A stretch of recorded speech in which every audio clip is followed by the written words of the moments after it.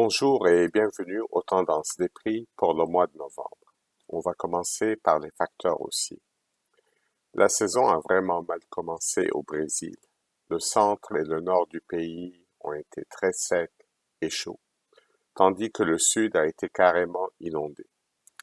Par conséquent, les semis du soya sont retardés et dans certains cas, les producteurs doivent réensemencer. Cela va se traduire par un battage tardif pour la fève et donc très probablement des semis tardifs pour la deuxième récolte de maïs safrina, qui idéalement devrait être semée en février, mais cette année une bonne partie sera semée en fait au mois de mars, et donc le rendement sera plus à risque. Il faut se rappeler que le Brésil est de loin le premier exportateur mondial de soya, et cette année, le Brésil est aussi le premier exportateur mondial de maïs. Au Québec, la commercialisation des grains par les producteurs semble démarrer au ralenti cette année, ce qui soutient les prix.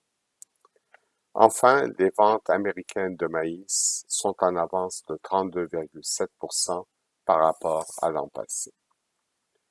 Passons maintenant aux facteurs baissiers.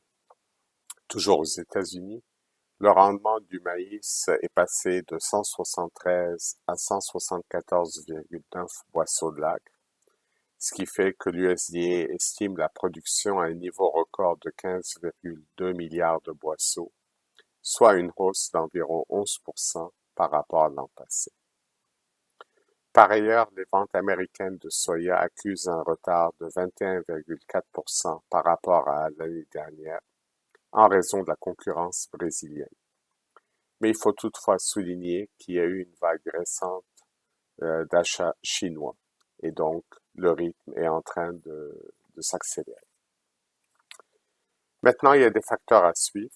D'abord, en Ontario, la récolte du maïs a été laborieuse. La qualité est très variable avec des rapports de toxines au-dessus de 2 ppm. En Argentine, les récoltes de l'an passé avaient été dévastées par la sécheresse, mais cette année, les semis du maïs et du soya se déroulent normalement, en tous les cas à date.